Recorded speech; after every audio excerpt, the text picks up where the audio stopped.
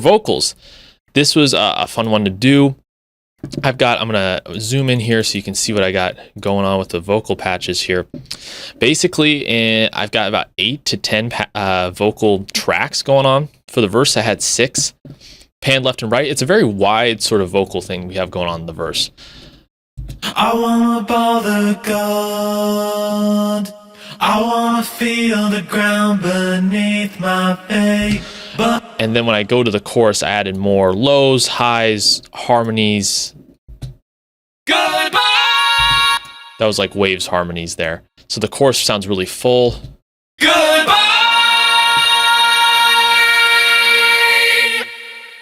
All the doves have flown away. The big key here was tracking the right kind of vocals, octaves in the correct falsetto range. Really giving the right performances and layering it correctly was how I got the sound, and then really trying to perform it aggressively in this final pass. I must have lost myself. In terms of a mixing approach, all the tracks have a little bit of just Reaper stock compression on them. So instead of trying to clamp down compression top down, I added like some Reaper stock compression. I must have lost myself. That's doing like 9 dB there. Goodbye. That's doing closer to 3.5 to 4 there. So just a little bit of compression. I like to compress and limit in different stages with different plugins to keep one plugin from doing all the work.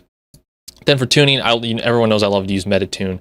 I even used it for some wideness, which is my primary use for Metatune is adding that width with the lead vocal. Goodbye.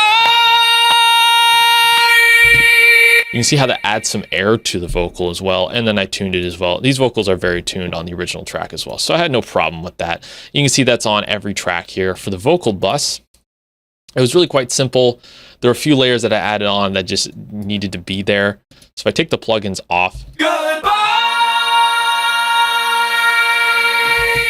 or the verse part, I wanna bother God. they don't sound bad at all. These are just really enhancing them. Added some gates here.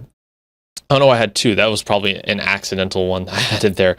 Neumann U67 emulation on the microphone, some thickness and shimmer. For the EQ, there was just way too much bottom. So I use that Neumann emulation. It adds a ton of bottom to the track, which is fine. I'd rather have more bottom in the vocal than have it sound too thin, but then I need to carve a lot of that out. The CLA 76 compressor.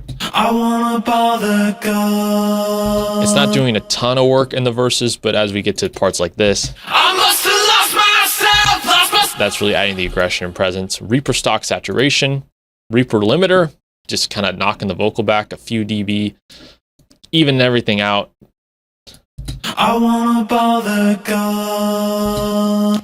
De-esser, I was more aggressive de-essing the backup vocal sections in the main one, so it doesn't sound like you're giving the vocalist a lisp, but it was definitely needed when you have the I must have lost myself and I'm singing really aggressively. The T's and S's can kind of rip your head off, especially if you're adding high end. I wanna bother God. Just I'll smooth everything out. Little stock Reaper delay. This isn't doing much, really.